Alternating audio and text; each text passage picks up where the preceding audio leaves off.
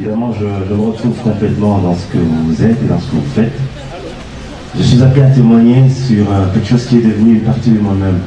C'est-à-dire, les avoir avec moi et à côté de moi, a frayer comme un chemin nouveau. C'est comme une nouvelle vie qui a commencé. Eh ben, je suis obligé de dire ce que mon cœur ressent encore fortement aujourd'hui.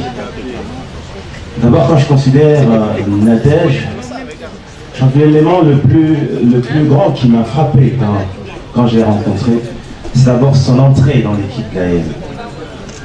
Je crois qu'on était en crise profonde, après le départ de mes très chers enfants qui sont partis.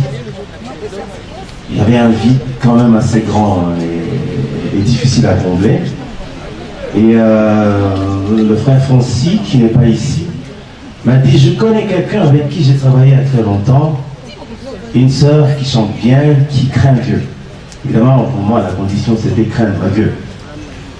Je bénis Dieu aujourd'hui parce que c'est un jeune qui est très novice, très profane dans ce qu'ils savent et ils ne savent pas, normalement.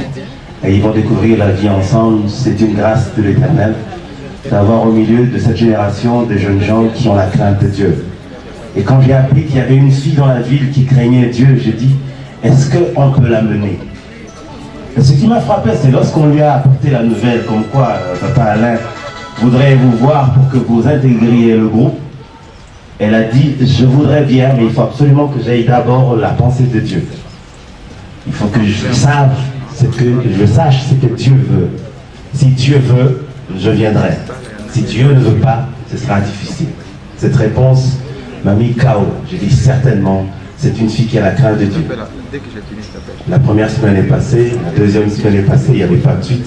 La troisième semaine est passée, et puis la quatrième semaine est passée. Et j'ai commencé à m'augréer un peu, j'ai commencé à murmurer, je me dis, mais enfin, c'est qui cette fille? Finalement, c'est qui cette fille?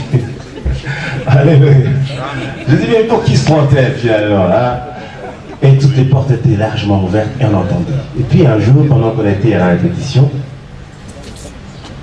j'ai vu débarquer une fille très joviale, avec un grand sourire, comme elle est en train d'exhiber. Et puis le frère Fonsi m'a signalé, c'est la sœur Nadège. Moi je dis, ah bon, c'est donc Nadège, celle qu'on attend pendant des semaines. Et puis elle est venue, et on a passé du temps ensemble. Et puis après, on a fini la répétition, on nous l'a présentée, nous l'avons accueillie. Moi je dis donc, votre présence signifie donc que vous êtes prête à travailler. Il dit oui, je suis prête à travailler parce que j'ai la conviction de la part du Seigneur. Moi je dis alléluia. Et on a fini. Pendant qu'on sortait, il y avait un petit air musical, il y avait une guitare qui jouait et puis elle a commencé à chanter. J'ai entendu sa voix, je me suis retourné. Ça arrive rarement qu'on entende une voix et qu'on se retourne. Je me suis retourné, je me suis approché et je me suis rendu compte que c'était la personne qui me manquait. Et immédiatement après, j'ai dit, le cantique que vous chantez, nous le reprenons dans le prochain travail. Et quand elle a commencé à travailler, j'ai compris qu'il fallait lui donner un cantique qui irait avec son profil et son charisme. Et j'ai écrit Shiloh en pensant à elle. J'ai dit, si elle chantait ce cantique, elle rendait ça avec son âme, tel que je l'ai entendu répéter le premier jour que je l'ai rencontrée, je crois qu'elle va faire son entrée sans elle-même. Évidemment, elle peut vous le démontrer. Et dès que je lui ai donné le morceau, bien enregistré, elle est allée. J'attendais avidement d'écouter ce cantique rendu par elle. Et puis un jour, je l'ai croisé quelque part dans ma belle famille, on s'est retrouvés chez madame, chez ses parents. Je lui ai demandé, et alors ma fille? Il dit, non, j'essaie de faire quelque chose, toujours timidement et toujours aussi réservé. J'essaie de faire quelque chose, je veux vous faire auditionner. Puis j'ai pris, j'ai écouté, j'ai arrêté d'écouter, et puis j'ai réécouté. J'ai arrêté de réécouter, j'ai réécouté, j'ai arrêté de réécouter. C'était fort. Et ce qu'elle a de plus, et que l'autre, qui est aujourd'hui son mari, a aussi de plus, c'est ce degré d'engagement, cette profondeur dans l'engagement. Quand elle s'engage, c'est son cœur et son âme qui s'engagent. Elle reflète dans ce qu'elle chante, ce qu'elle ressent profondément. Ce qui fait qu'elle codifie son être intérieur à l'élément qu'elle met à la disposition de tout le monde. C'est la raison. Amen. Aujourd'hui, je suis très ravi de l'avoir bras dessus, bras dessous avec Atoms, un garçon qui a été Gaël avant d'être Gaël. Je m'explique. C'est-à-dire pendant que les émissions passaient, lui, il était déjà là. Il suivait avec son cœur, avec son âme, il était déjà partant. Alors quand on a demandé à ce que ceux qui veulent bien être avec nous viennent, il était venu parmi les 500 personnes qui étaient là. Et après que le premier vent soit passé, il était resté parmi les 300 qui étaient là. Et on venait tous les dimanches à l'Emba, on chantait, on répétait, on louait le Seigneur. Il était parmi les 300. Et puis un jour, je dis, aujourd'hui, on va prier avec quelqu'un d'entre vous avant de commencer. Et j'ai entendu une voix lancer la prière au milieu de la masse. Vous savez, il y a prière et prière. Souvent, on connaît le degré de spiritualité par une simple prière. Quelqu'un peut dire Amen. Vous sentez qu'il y a une force qui sort de faire Amen. Là. Et ce garçon a sorti une prière. J'avais les yeux, moi qui avais demandé à tout le monde de fermer les yeux. J'étais la première personne à rompre le principe et j'ai ouvert l'œil. J'ai regardé, j'ai vu quelqu'un, je l'ai aperçu à peine. J'ai à peine aperçu quelqu'un, mais c'était fort. J'ai dit, ça c'est un signe qui part. C'était parce que j'ai dit, mais j'aurais pu bien retenir ce visage, mais je crois que je connais ce garçon. J'ai fait passer une semaine, l'autre semaine, on est revenu encore à la répétition. J'ai dit, non, avant de commencer, j'aimerais que quelqu'un prie encore. Mais cette fois-là, je savais qui allait prier. Je regardais là, dans la masse, j'ai reconnu ce visage-là. J'ai dit, petit, est-ce que tu peux pas prier?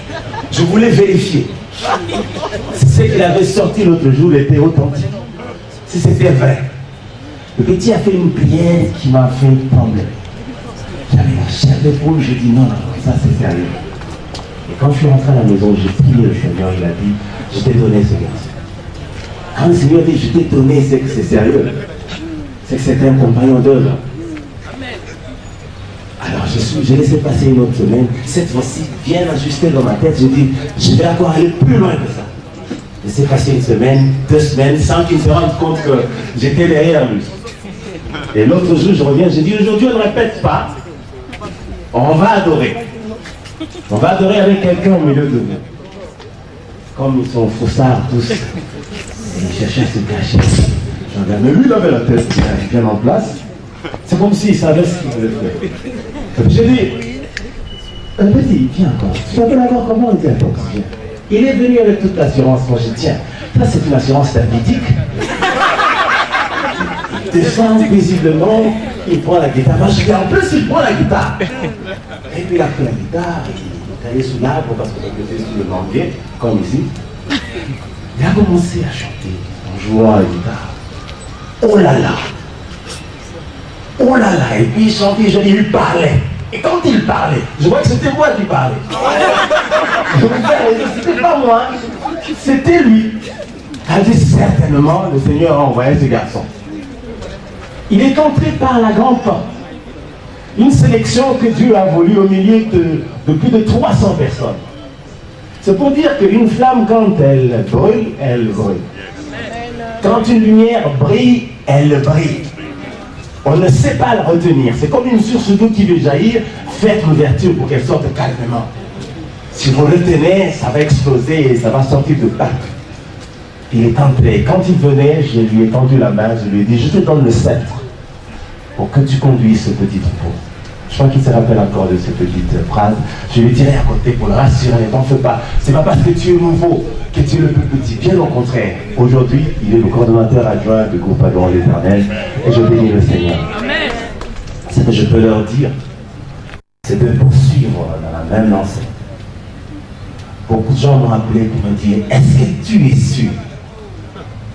Est-ce que demain, moi je dis, il n'y a pas de demain. Jérôme aujourd'hui, je sais que le Seigneur m'a dit, je t'ai donné cet enfant. Aujourd'hui, c'est un couple. Je suis dans la joie de les avoir en face de moi. C'est un couple responsable. Il était seul à être mon assistant aujourd'hui, ils sont 2 à m'assister dans cette lourde tâche. Et je crois fermement que ce que Dieu a dit, il accomplira. Parce que quand Dieu me disait, voici le mari de Nadège, moi-même je me suis retourné, j'ai dit, tiens, Nadège me parle toujours de blanc. Moi je vais poser un blanc. Moi je vais poser un blanc.